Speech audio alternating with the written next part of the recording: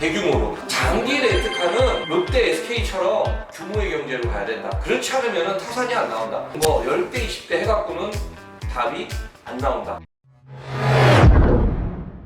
일반적인 렌트카나 이제 사고 대차를 이야기를 하자면, 예를 들어서 이래요. 자, 소나타 같은 경우가 우리가 장기 렌트로 가면 물론 처음에 보조금을 얼마 넣느냐, 선납금을 얼마 넣느냐에 따라 다르겠지만 그냥 통상적으로 월 한 50만 원 정도 돼요. 소나타 기준으로 통상 월 50만 원 정도 내는데, 내가 장기 렌트 사업을 했을 때는 이게 수익이잖아. 50만 원이 수익입니다. 그럼 1년이면 600, 그죠? 600, 4년이면 얼마야? 6, 4, 24, 2,400이네. 딱 차값 떨어지는 거야, 그냥 4년 동안. 그죠? 그런데 이거를 내가 사고대차나 그냥 일반 그 렌트를 보내줬다고 했을 때, 물론 거기에는 나의 영업비, 홍보비 뭐 이런 것들이 들어가겠지만, 지금 나오는 소나타 K5 기준으로 하루에 그냥 보험사에서 사고대차 기준으로 평균 한 8만 원 정도 받아요. 그러면은 우리가 30일이니까 영업력이 안 좋으면 한 열흘 정도 나갈 테고, 영업력이 좋으면 20일 이상도 나가요. 내가 한 열흘 정도 보내도 80만 원은 벌어. 20일이 놀고 열흘만 나가도 내가 장기 렌트로 받는 50만 원? 이 돈보다도 많아. 대신에 이 열흘 나가는 거는 3일 나갔다 들어올 수도 있고 이틀 나갔다 들어올 수도 있고, 그러면 내가 차 갖다 주고 차 갖고 오고 세차하고 이런 나의 인건비도 들어가요. 차를 열흘 보내겠다? 타산 안 맞지. 그건 영업 못 하는 거지. 좀 웬만큼 좀 내가 좀 렌트 영업 좀 한다. 평균 20일 이상 보내야 돼요.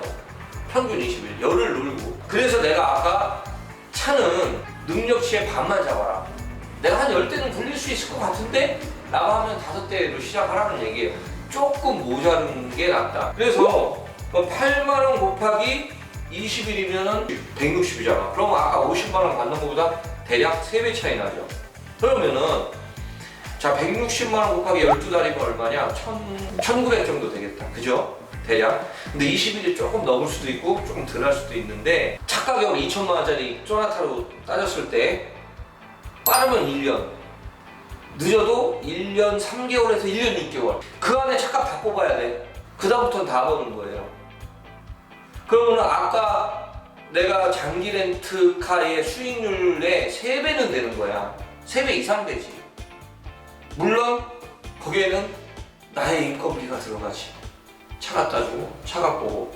그래서 뭐 소나타 기준으로 말씀을 드렸는데, 그랜저 같은 경우는 이제 보통 뭐 옵션이나 뭐 하이브리드냐 아니냐 뭐 이런 거에 따라서 다르긴 한데, 보통 하루에 뭐 한 13만 원 정도 뭐 이렇게 나가고 있어요. 우리가 편하게, 자, 장기 렌트카는 내가 차값 뽑는데 4년에서 5년 걸린다. 빠르면 3년 걸리는 것도 있어요.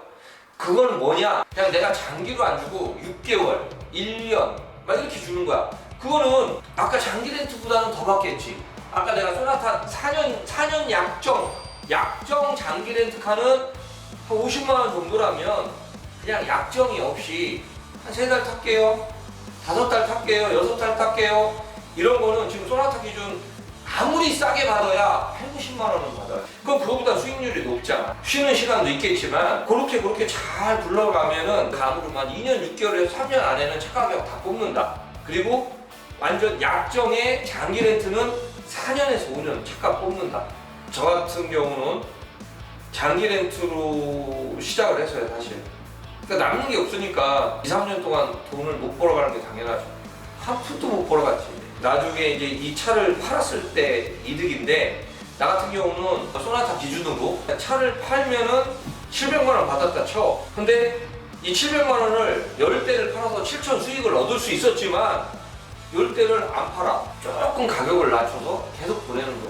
1년, 2년을 내가 더 굴렸어. 그러면은 4년 된 소나타나 6년 된 소나타나 중고차 가격이 엄청 차이 날까요?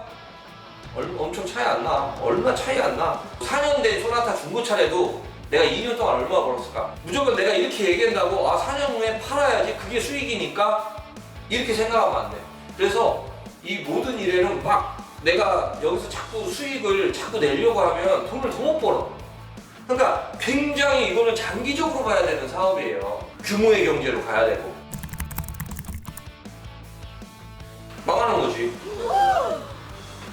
그냥 극단적으로 이야기할게. 물론 1년 뭐 2, 3년 버티다가 그럴 수도 있는데, 예를 들어서 그냥 6개월밖에 못 버티다고 치자고. 나는 돈을 수익을 가져가야 되는데 맨 들어가는 돈만 있고 6개월 동안 내가 장기 렌트를 줬는데 6개월 동안 50만 원씩 받으면 얼마 벌었어? 6, 5, 30, 300만 원 벌었나? 근데 6개월 탄 차 처분한다고 생각해봐.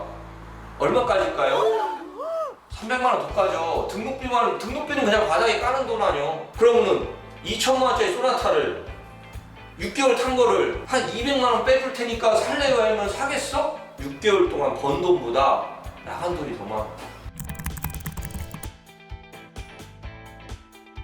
가능은 한데 손님과의 약속을, 손님은 돈 주고 잘 타고 있는데 약정을 걸었어. 4년 약정을 걸었는데 나 돈 안 되니까 주세요.